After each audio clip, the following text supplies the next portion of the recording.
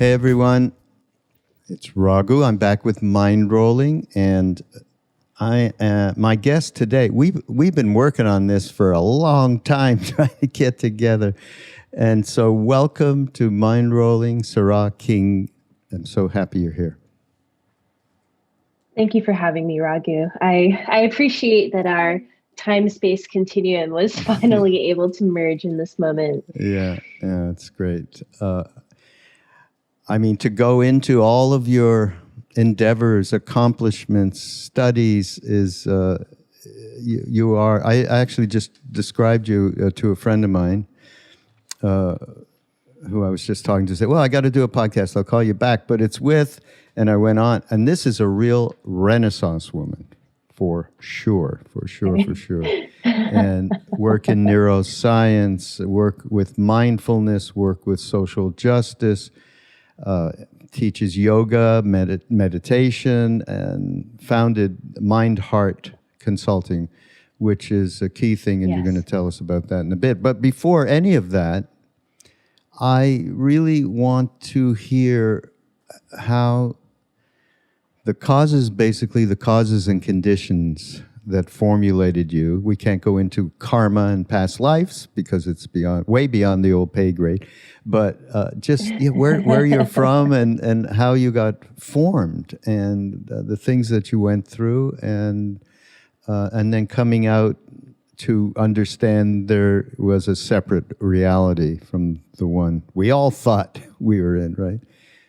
Yeah, tell us the story, your story.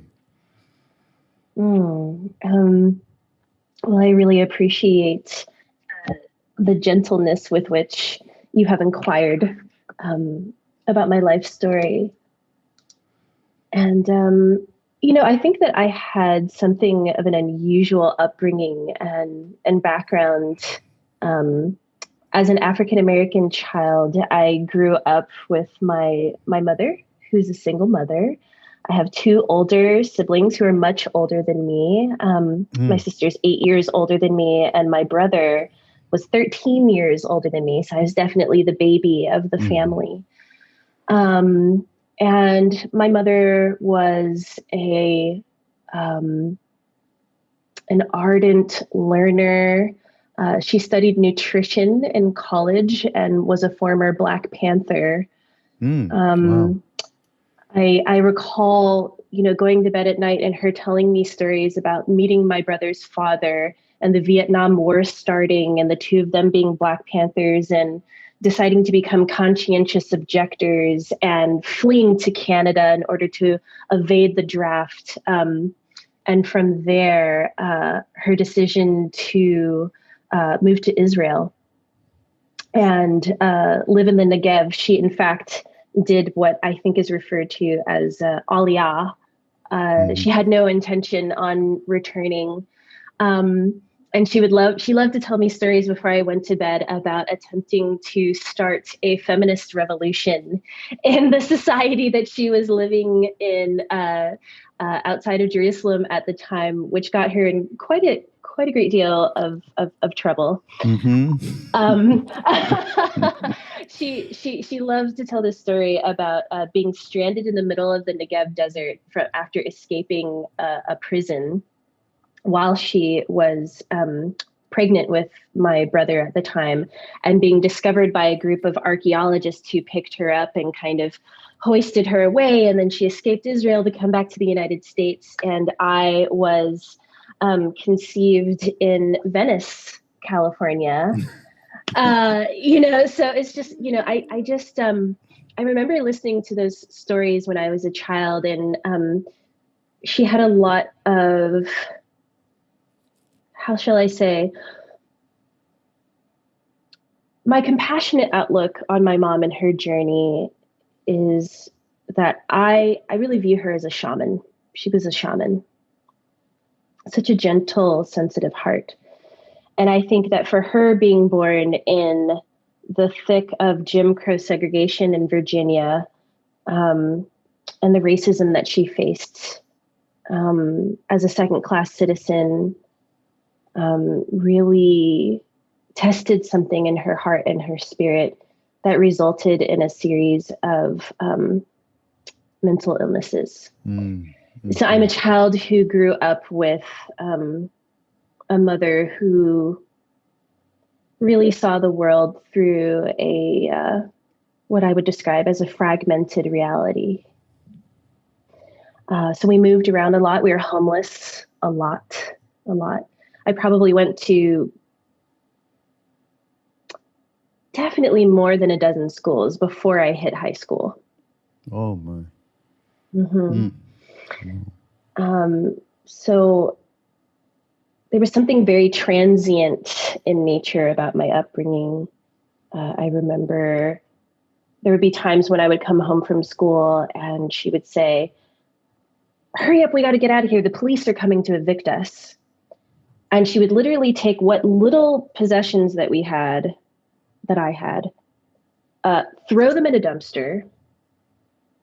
And we would go running to like a local bus stop or something like that. And from there, we would be pitched into like a battered women's shelter or a homeless shelter. And I would have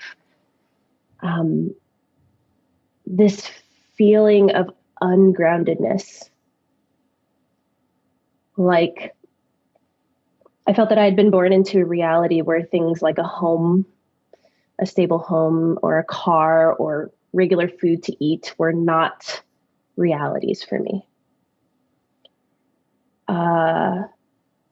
And that caused a certain kind of existential tension inside of me. I had this feeling like, one more bad thing could happen and that'd be it. How old are you, Sará, in this time? Oh, this was, I would say that this period of protracted homelessness was between the ages of 6 and 13.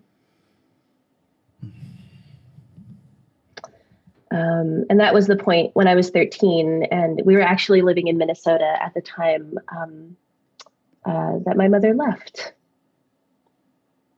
And I was by myself, a homeless kid in the streets of St. Paul and Minneapolis, Minnesota. A lot of my classmates, fortunately, would take me into their attics and their basements and kind of feed me and house me where their parents didn't know where I was until I was inevitably, discovered because there was like a pile of chips somewhere where it wasn't supposed to be. And I was kicked out. So that was the point at which my family in Southern California discovered what my reality was and took me in so that I could finish the remainder of high school. And I finished high school in the infamous city of Compton, California. So that's all to say that the feeling of impermanence really pervaded my body, my life growing up. And I had to find ways of anchoring to my experience of existing in the world in a way that allowed me the idea that it might be possible to live a life of thriving one day. And for me, books were it. Books. No matter where I was, you could find me whether I was in a homeless shelter or like hiding out in a library all day because my mom had no childcare. I would just have like 10 or 12 books about every subject you could possibly imagine. And I really immersed myself in the reality of story and storytelling. It was a phenomenal way to transport myself to new dimensions of imagination and to just sort of surmise for a moment that the story that was being played out in my life was not the totality of me. It gave me just a window of thinking, a window of an idea that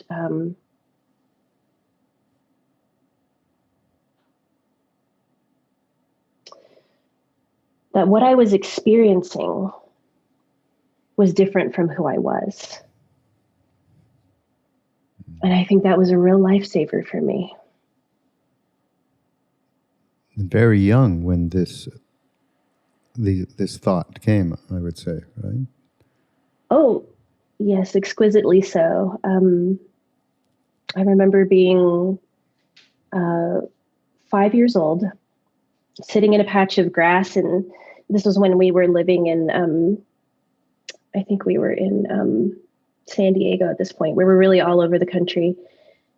And I just remember getting really low to the ground. And for hours, I would try to tell myself stories in the voices of the flowers in the grass. I would ask myself things like, well, what does the sun have to say to me? What stories does the sky have to tell me? What are the trees trying to communicate to me? And I think it was like between my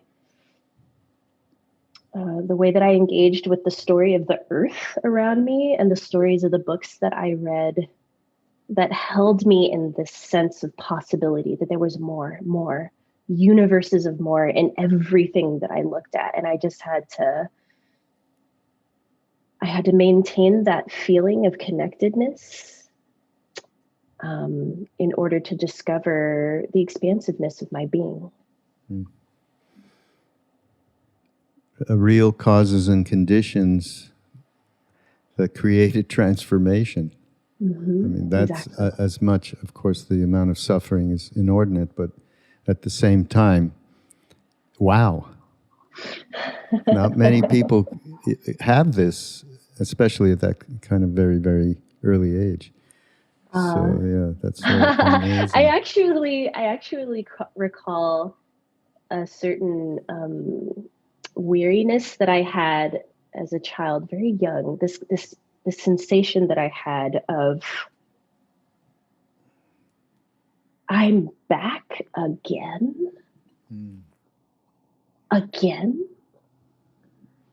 There was a againness about my existence that like really was like an itch that was scratching at my consciousness, and I couldn't figure out why I felt this feeling of, haven't I done this 1,000, 10,000? How many times I'm back again in a physical corporeal reality? It really tripped me out as a kid. It's a bit like the story of Milarepa and Marpa and building that house over and over and over and over. Mm-hmm, exactly. Yeah. Or like the story of Sisyphus, who I think is destined to roll a boulder up a mountainside again and again and again. But what I love about the story of Sisyphus is that when he reaches the top of that mountain or that hill, there's always a moment of pause. And he takes in the vista, and then he goes back to work for the remainder of time. Yeah, beautiful. Yeah. What intrigues me, though, is so there was obviously movement towards meditative practices, mindfulness, but then there was a movement for you towards study. I mean, you are very accomplished. Tell me about the movement and what inspired you to move towards neuroscience and its studies. Yeah, that's another really big mystery in my life, Raghu. I remember being a very little child, 5, 6 years old, and I was always trying to help my mother modulate her nervous system. So I have these memories of being 6 years old and walking over to her, and I had books about the brain at like 4, 5, 6 years old. I didn't really understand much other than that. When I was reading about the brain as a child, I felt a sense of being home. I felt a sense of being found and understood by the people who were writing about this thing that I knew was under the skull. And I remember I would walk up to my mom and I would place my fingers on her skull and I would talk to her about the different areas of her brain and I would talk to her about the pain she was experiencing in her life. And I remember asking her very pointed questions around like where there was pain or discomfort in her body and her somatic experience. And then trying to make the connection between that and like what area of the brain I thought might be responsible for the experience she was having. I cannot say what in the world drew me to that at such a young age. Yeah, I don't know. We can ascribe that. We'll have to, as we said earlier, it's beyond the pay grade, but karma is a huge ass influence, obviously. Right, exactly. It does. I once had a psychic tell me that that I'm living a lifetime in ancient Egypt simultaneous to this lifetime right now. Wow. And that they're simultaneously occurring, and there's something about the choices I'm making in this realm, in this reality, that are a mirror of choices being made in that reality. So who knows? I'm pretty amused by that idea. Yes, I would be. But my journey in undergrad, I went to an institution called Pitzer College, Pitzer. And it's a really tiny little school in the Inland Empire of California. And the reason why I went there, I got full scholarships, full rides to, I mean, what college can you think of that doesn't want like a homeless student who's also has straight A's? I was like the package. They were like, please come to us. Oh, that's cool. And I had started working prior to college, the school that I went to in Compton was a medical magnet high school. So what was special about it was that starting in the 10th grade, if your grades were good enough, for one day a week, instead of going to classes, you would go work in the hospital next door. So I had worked in the morgue. I had done work in genetics, parasitology, paleontology, OBGYN, all across the board before I ever even made a step into the university. So I would say that really being immersed in the study and the practice of healing in the body was very endemic to my education in high school. And I would also say I would describe myself as an empath. I really, I feel like a live wire. I feel everything. I feel everyone in my environment. And I think that there was something about going from a much more rural setting in the East Coast and in Minnesota where I literally was living on farmland when we did have a home, to going to Compton. And I remember within the first few weeks of going to school there, I was wearing a blue t-shirt and a red puffy jacket of my grandma's. And I had no idea about like gang colors or gang affiliation. I was just like, I love my grandma. I love her puffy jacket. Blue is my favorite color. I didn't know that I was like stepping into like, gang warfare territory that was like confusing with my choice of dress. And I have this potent memory of standing at the bus stop in Inglewood on my way home from school. And these two burly dudes roll up on me looking pissed. I'm 13. I'm probably like 100 pounds and the tiniest little thing, right? And I remember I was really excited to get home and do some work on AP chemistry. I was like excited. I was like, yes, science, my jam. And they roll up on me and the one guy lifts up his shirt and he's got a big old gun underneath it. And he goes, hey, where you from? Hey, yo, where you from? And I looked at him and I said, well, I just moved here from Minnesota. I live a little bit down the street. And I gotta say, my bus is about to come, and I'm really excited to get home and do my AP chemistry homework. So I'm not really sure what this whole gun thing is about, but can I be on my way? And I remember they just looked at each other and they just started dying of laughter.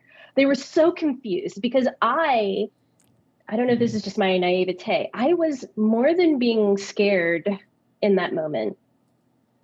I was anxious over the thought that they were going to make me late to do my science homework. I was like, I need you to get out of my way. I don't know what this gun stuff is. I don't know what you're asking me. I got AP Chem to do, and I'm on a mission. That's a great story. Oh, God, Sarah. My. Oh. Well, again, you are involved in so many different things and really all around healing one way or the other. Yes. And one of the things that I've been delving into with various people over time, because and many people are doing it on podcasts and otherwise around trauma, because we have had quite a bit of it. That is the one huge share that we have across the world. Yes. And that continues, although right now we're a little bit of breaking into some blue sky and dancing around, but we'll see. So it seems. It seems. So just the way that you integrate mindfulness and neuroscience and social justice, and I really like the way you talk about the fact that how trauma affects all of us in many different ways: physiology, psychology, mental health, relationships, work, everything. And that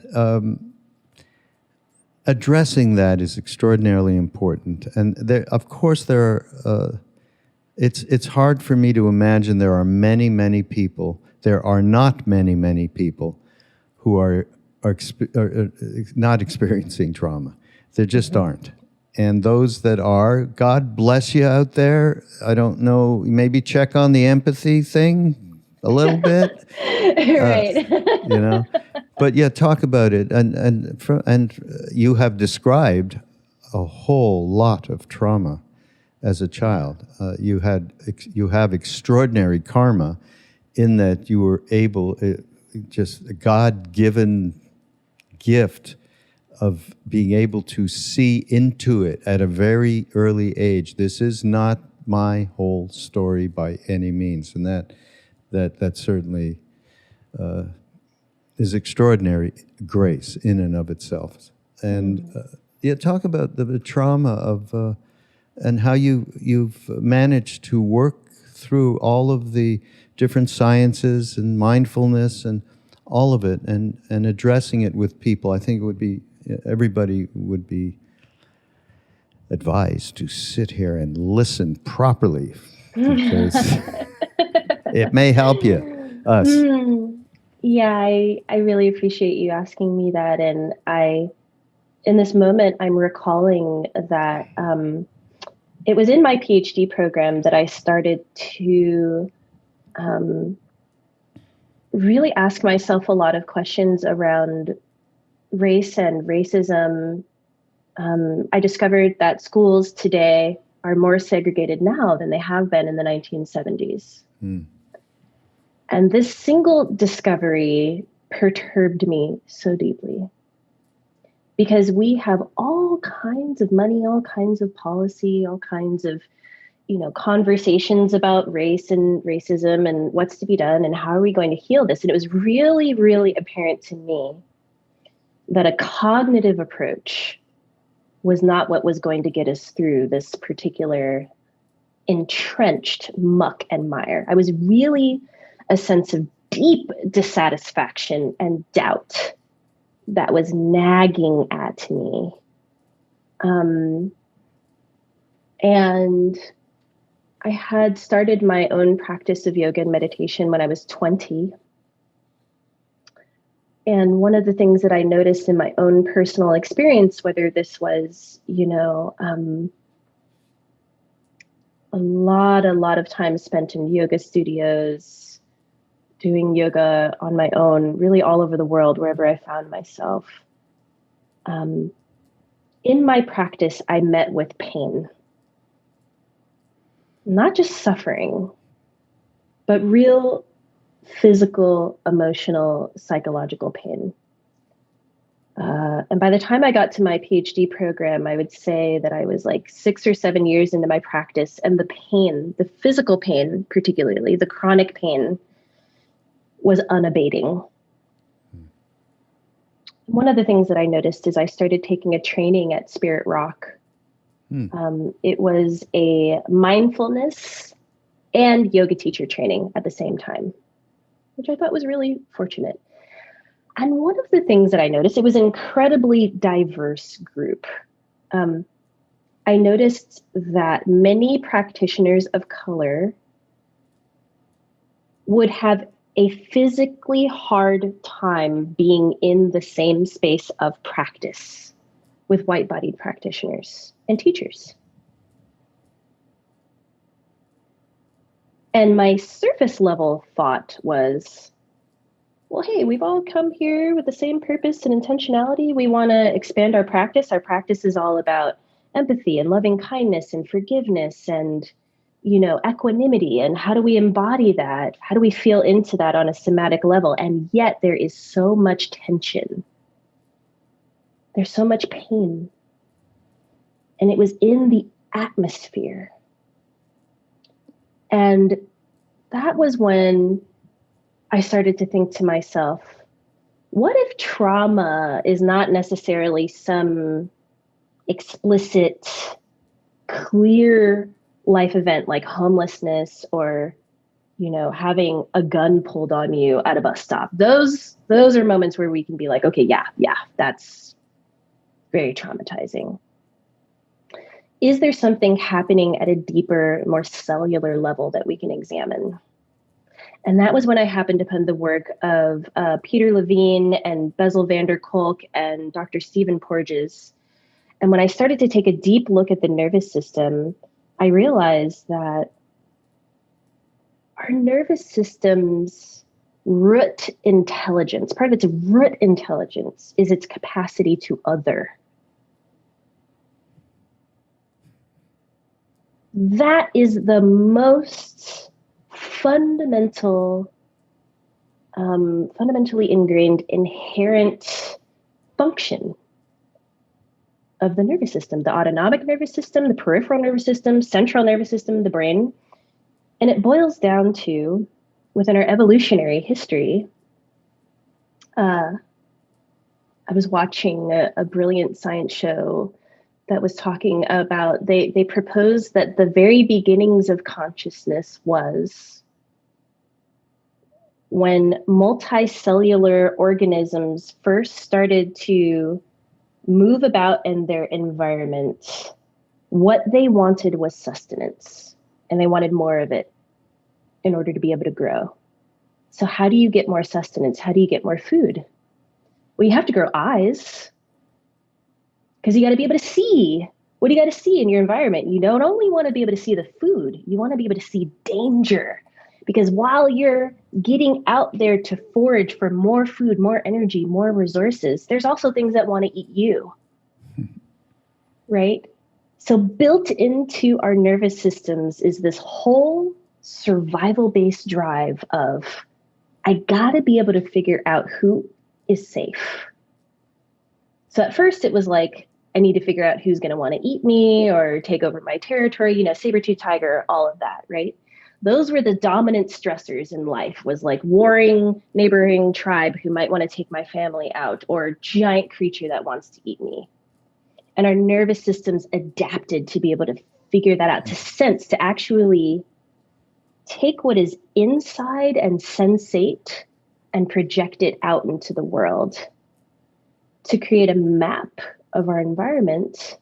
We have maps of our environment, and we have maps of who we think we are in our minds. And then that map of the environment comes together with the map of who we tell ourselves we are, and we think that this is the self. And that becomes the beginning of a potential cage.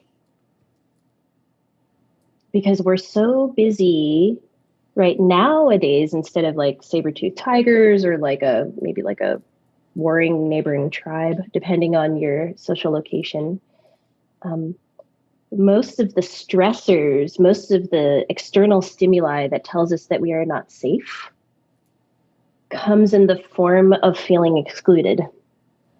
There's social stressors. I don't feel seen. I don't feel heard. I don't feel included. I don't feel reflected. I don't feel understood, AKA I don't feel safe. And that is happening at the layer of our nervous system. And whenever the nervous system is signaling a lack of safety, that's the trauma response. The autonomic nervous system comes online, and it's got a really limited set of options that we've all heard of, right? We want to fight, right? So maybe fighting is avert, and it looks in the form of like actual physical violence or aggression, or it looks like getting into an argument, disagreeing, shutting down our capacity to hear the other person out, and just getting really entrenched in righteousness, rightness, right? We want to flee, we want to run away. That might look like actually running away, maybe if you're a track athlete or if you're actually running from some kind of danger. But oftentimes the way that I teach that shows up is it looks like not being present. Your body might be in the room, but where are you? You're somewhere else. Maybe you're in your thoughts. You're somewhere in the future or the past, some imagined narrative. You're anywhere other than in your body in the moment. It might look like fainting, but most of us are not going to faint in the middle of a conversation, right? And so that can show up as what typically gets talked about as appeasement, right? We just want to do whatever is in our power to be liked. Please like me, please accept me, please show me that I belong. And that means a lot of potentially giving your power away, not having healthy boundaries, being a people pleaser, being addicted. It looks like addiction. We get really addicted to our own internal trauma response. Habitual patterns. Mm-hmm. Yeah. Yeah. The othering that we do, I talked about it in terms of that othering is inside us. We are othering inside ourselves. We're creating that polarization. We don't even have to go outside of ourselves. That's so obviously straightening that out first is a very important thing. And, absolutely. And I would say that would be the connection for me with awareness practices, because and how I'm relating awareness practices to social justice, because I think that we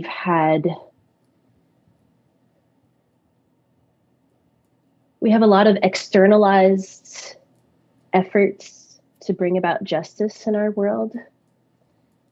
And sometimes that can turn into a certain kind of escapism, where we're not applying our awareness to the othering that is arising, even at the level of our thoughts. Exactly. All of the time. So for me, I like to say, as of late, I have a way that I define justice. And I like to say that justice is loving awareness in action. It's loving awareness. We have to say that you are repeating almost word for word what Ram Dass has represented. Of course, you know of where we come from and all that. Absolutely. Word for word for many years before he left in Maui at these retreats we used to run, and whatever else he would do online, et cetera, was exactly that, loving awareness. And he would say, first thing you need to do is move out of, and he'd point to his head, out of the story, out of the ego, out of the belief and thoughts, into the center of one's being. And take 3 breaths in and move consciousness into a place there is no judgment, there is loving awareness. So you just, and one of the things that I really wanted to have you talk about here, and again, my own interest in neuroscience is very, it's not something I've dealt into myself in terms of learning or anything like that, but I have talked to many different people and who have real experience in that area. And just the idea that, because people get very despondent and depressed about, shit, I'm just reliving these habitual patterns over and over, and nothing seems to change. The same neurotic tendencies are still overwhelming me, and maybe I'm even aware enough to understand, as you said before, this is something that is becomes a way of living. You get used to it, and moving into a different area is scary, and it brings up, of course, impermanence. You're so permanently satisfied in this. It's comfortable. It's like a bad suit.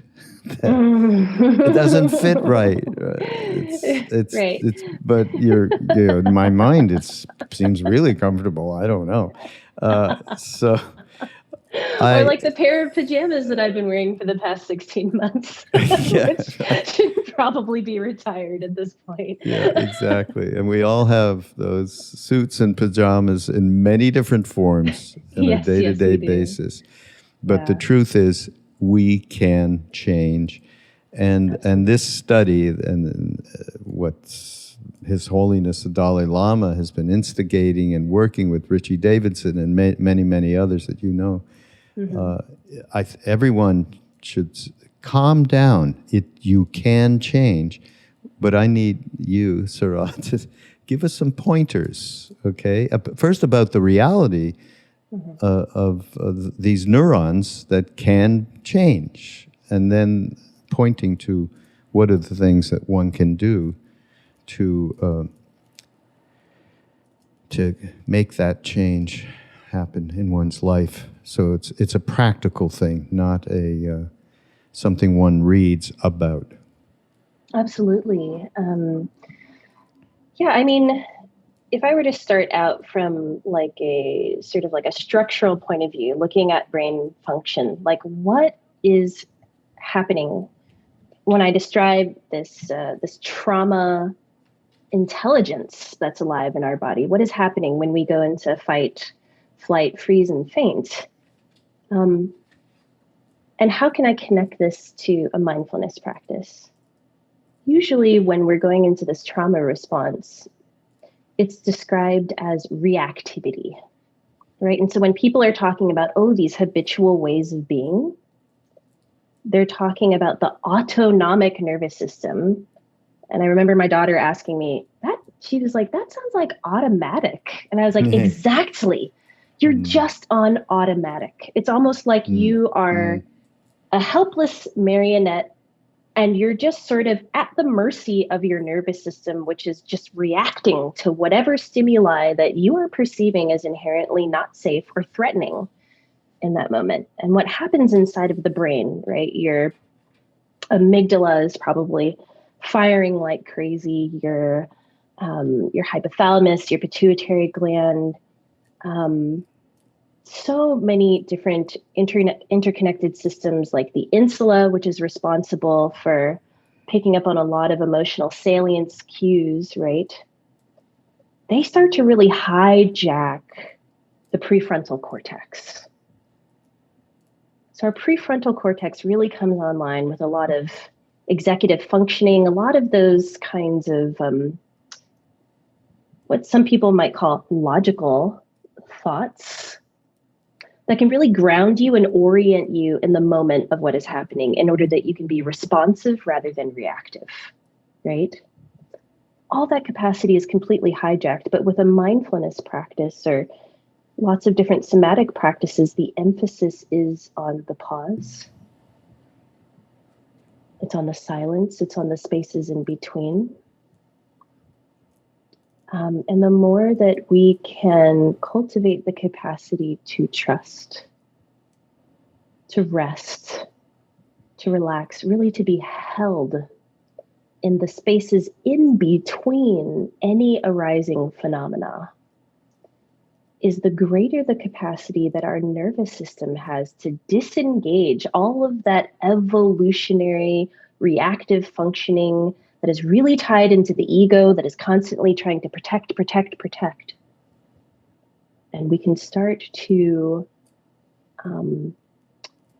really reside in a space that is filled with much more infinite imaginative potential, rather than automatic programming, which many times our automatic programming, it's something I'd really love to mention about trauma here. In my belief, trauma is rarely just about this lifetime. This is just my belief. I believe that most absolutely agree trauma, with that. Yeah, absolutely. Right? Yeah. Is deeply intergenerational. But I have a little bit of a different way of looking at intergenerational trauma that I'd love to introduce to your listeners. It's a way of interacting with and perceiving myself that has been very healing in terms of my capacity to step out of some of that automatic programming and reactivity. I really view myself as an intergenerational self. There's a multiplicity of selves that are arising in my being at any moment in time. So I've begun to teach these meditations. I actually just recorded a series of meditations on intergenerational resilience for Mindful magazine that will be coming out in the fall. And through these meditations, I really invite people to be in relationship with their self as an intergenerational self. And I like to say that we are beings who live at the nexus of the dreams of our ancestors and the memories of our descendants. So at any point in time, we have the capacity to, in the physical, corporeal sense and the spiritual sense, connect with all of our ancestors and all of those who will come after us. And we can invite them into relationship with our being such that our sense of self becomes much more expansive. We have the capacity to really experience the past, present, and the future in this moment in time, and to transmit intentionally any of the healing or revealing or transformation that we experience here and now back into the past, forward into the future. And we can become the embodiment of healing catalysts for all of the beings, who ever were and ever will be. And I know that that might be a little bit of a radical thing to say as a scientist, but this is maybe me speaking more from my beingness rather than my occupation in this moment. Yeah. Yeah. I guess there was one other related to becoming whole. And this is the path to becoming whole. Mm-hmm. And you also talk about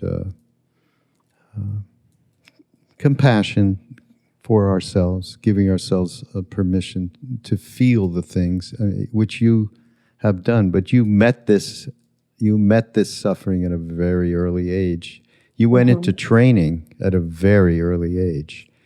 and you were able to meet up with some unconditionality, I would say. Where you were not judging. And I'd say to everybody out there, this is possible for all of us. And the essential thing is absolutely, in my mind, to move into, you described the pause. I know it as through Trungpa Rinpoche all the way, many, many years ago, the gap, the gap. That we all have to engender this gap, this pause. And very well said, Sará, in terms of being able to accommodate, even just accommodate the idea that we can change. And then takes practice is another thing that I don't know if there's any episode of Mindrolling or what I do with Ram Dass that we don't mention it. There's no, you can't be, look at what you did and the accomplishments you had through education and focus and purpose and motivation. It can happen. And so, and then my only other thought from something that you said a little earlier around our responsibility to take action individually as humans, related to, of course, social justice. And this is, again, something Ram Dass taught for many, many decades. You don't, first of all, going out and trying to change when you have anger in you, trying to change whatever it is you want to change is not going to work whatsoever.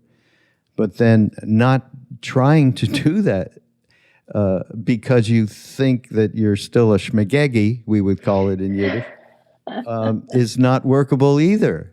And he used to say, operating on more, we can as humans operate on more than one plane of consciousness at the same time. So we work on ourselves. And mindfulness is so extraordinarily important so that we can see the different motivations that we have that are self-serving. Most of them are on a day-to-day basis. And through that and doing the action, we can change there. It's totally makes real horse sense.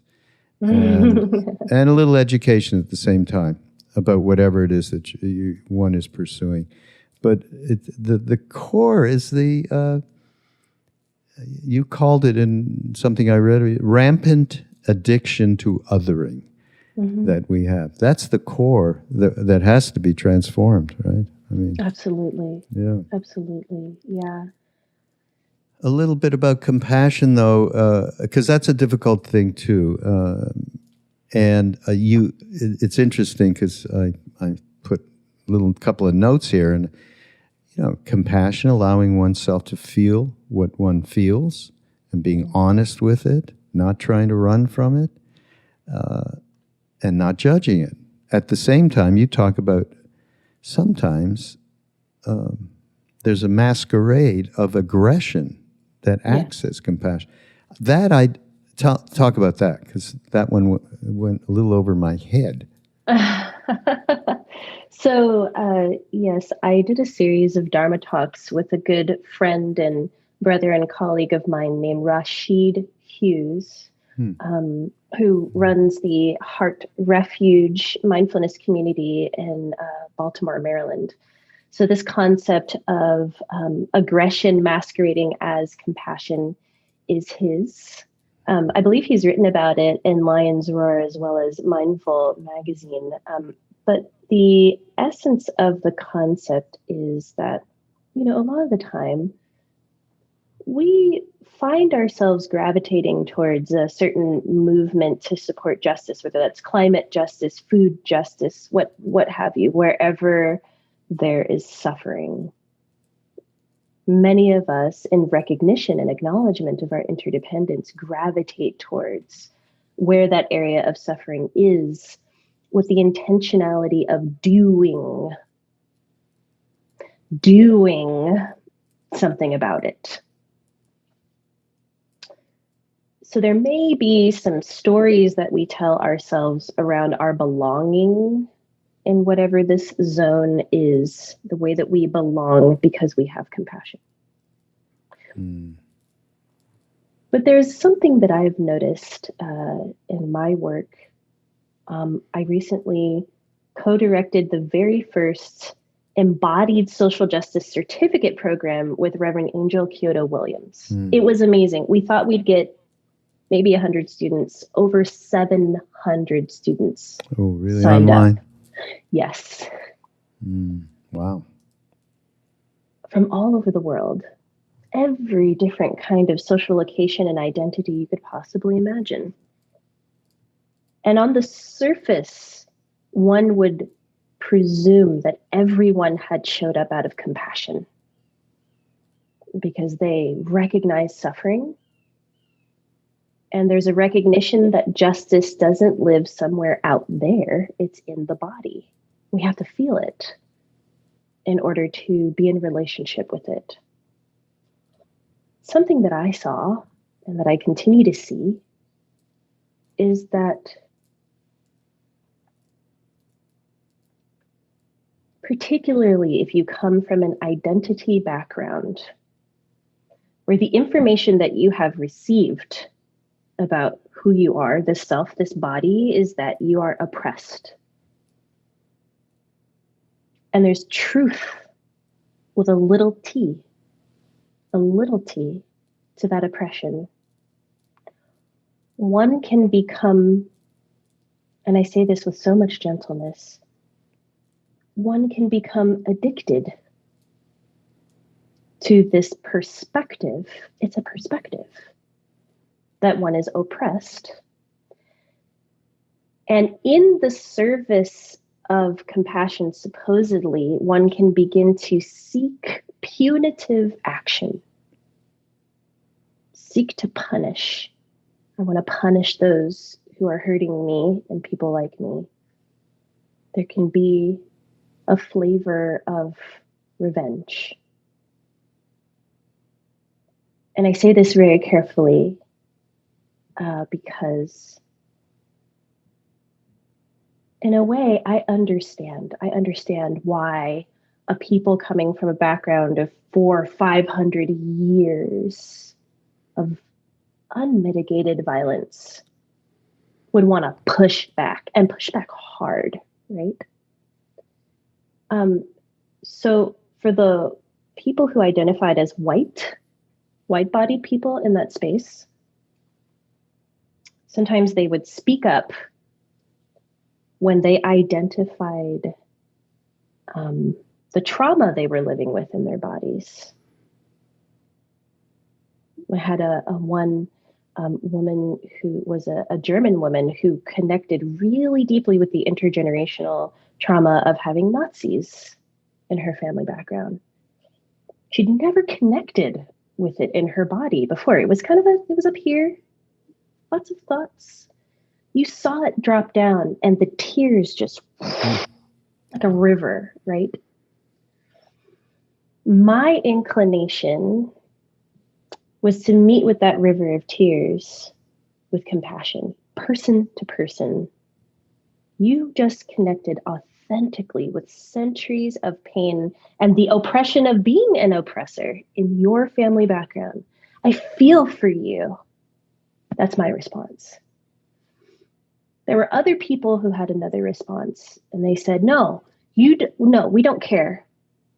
We don't want to hear that. We don't want to hear about your pain. This is our time. We are the genuine oppressed.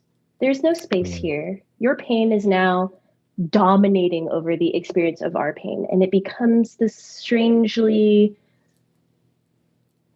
competitive thing. So in that moment, I had to marvel, where I was like, okay, I know that we say we've all shown up here from a place of compassion for where it's hurting. But the reality of the felt experience that's arising in my body right now, what I feel is the energy of retribution. and punishment. And my sense is that that's just a continuation of the same exact forces of samsara, if you will, that got us here to begin with. So that can't be the path. It just can't be. Yeah. Boy, oh boy, oh boy.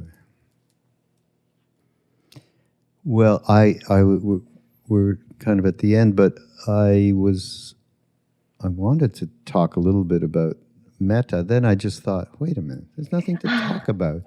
How about you do a little meditation with us? Lead us, can you? Oh, yeah. Just a few minutes? Yeah, I think that would be really lovely because we've dropped into a lot in this space. And for those of you who are listening and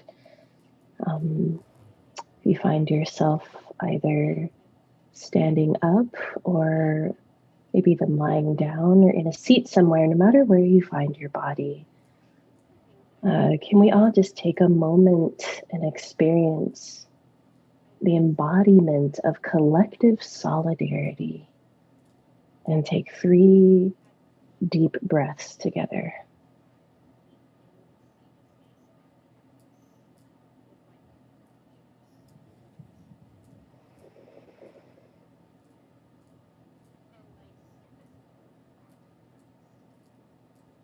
And as you feel those inhales and exhales rushing through the lungs, you might begin to sense into where the body is connecting with the earth in this moment. And there may be a little bit of a sense of dropping in. And you may find it helpful to notice if there are any areas of the body where you're experiencing some kind of holding sensation, a little bit of tension. Can we just gently notice and take those places in, acknowledge them? I see you. I hear you. I feel you.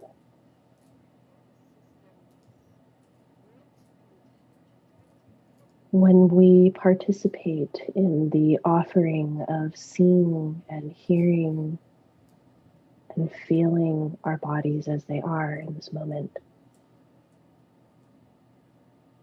is there anything in the experience of your awareness which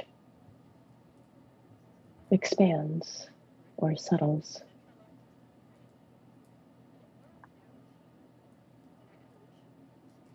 And perhaps we might draw our awareness to the bottoms of our feet and notice if the right foot or the left foot is a little heavier or a little lighter in the way that it's meeting with the earth.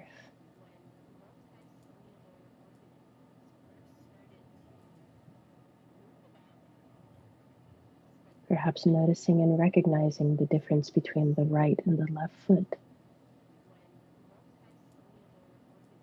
opens up a space for the right side of the body or the left side of the body to begin to rest just a little bit.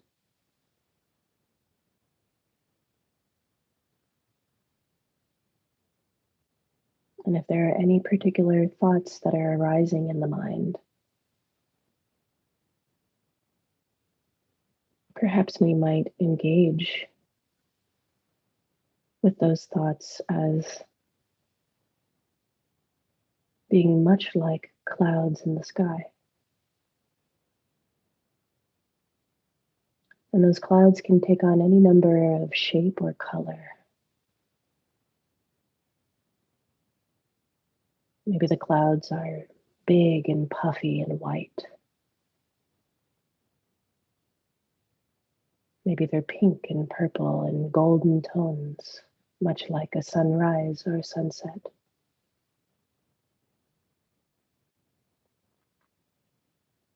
And here we are,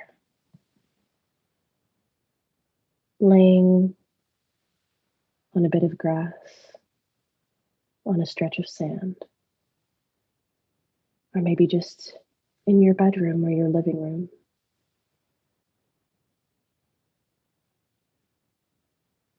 Watching the clouds go by through the open window of your mind.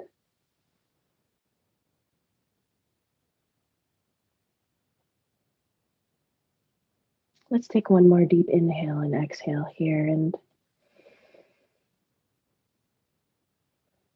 notice if you've been holding the muscles of the belly tight toward the spine. See if you can allow the muscles of the belly to loosen.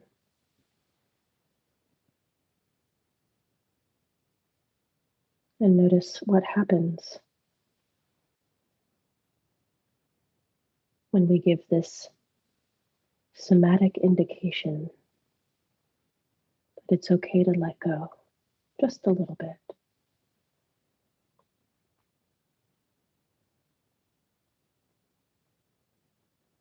Is there any sense of vulnerability as strength, which pervades the sensations of the body?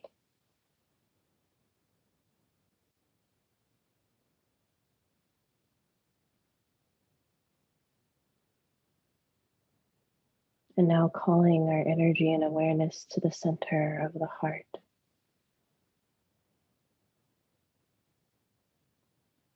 Tuning into whatever quality of feeling is emerging from the heart in this moment.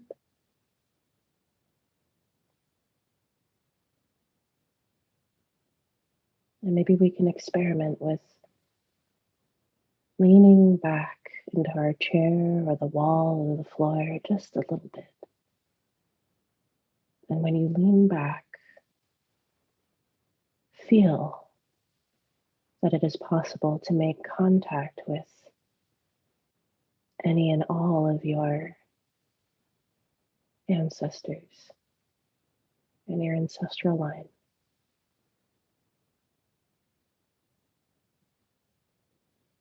What does it feel like to make contact? Lean in.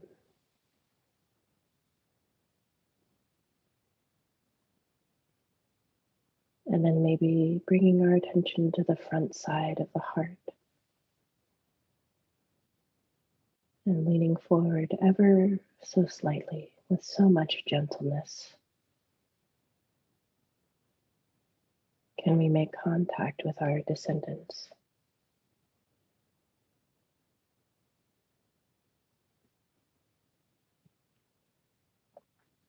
In the space of this connection, we may want to send the breath.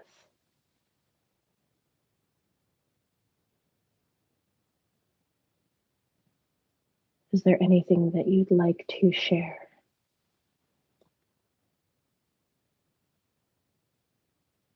Some bit of radiant light that you'd like to emanate now from your heart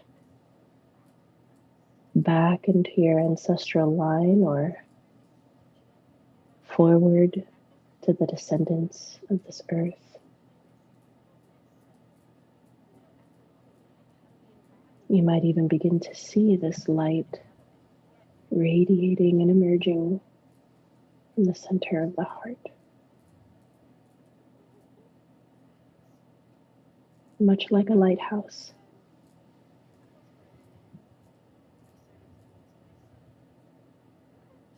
Can you take the entire body into your awareness now?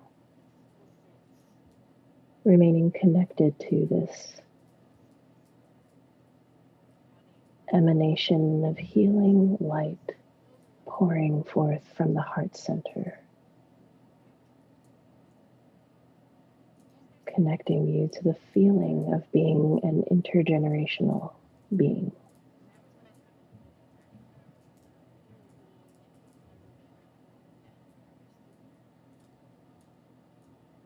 And maybe we can sit in the silence now for a moment, in a space of sacred pause.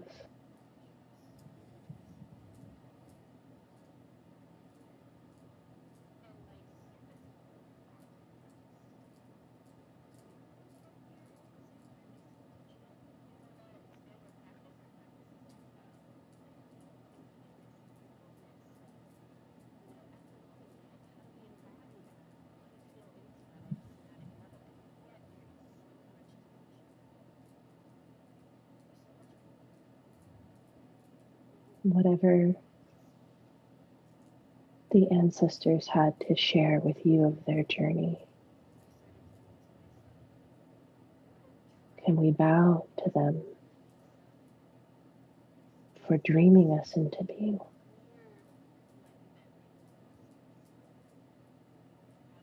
And whatever information that our descendants might have shared with us in this moment. May we bow toward them for remembering us into being.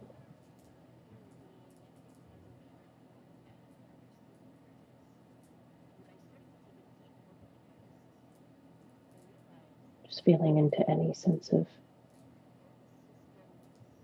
gratitude for being alive,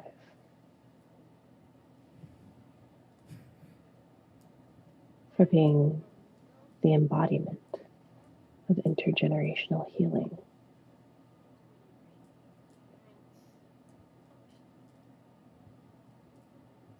And whenever you're ready, at your own pace, you might begin to slowly open the eyes if they were closed, allowing color and awareness to flood back into your vision.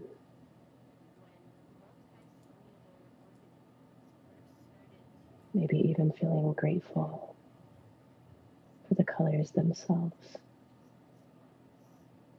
as they paint a portrait of this world as it's ever changing.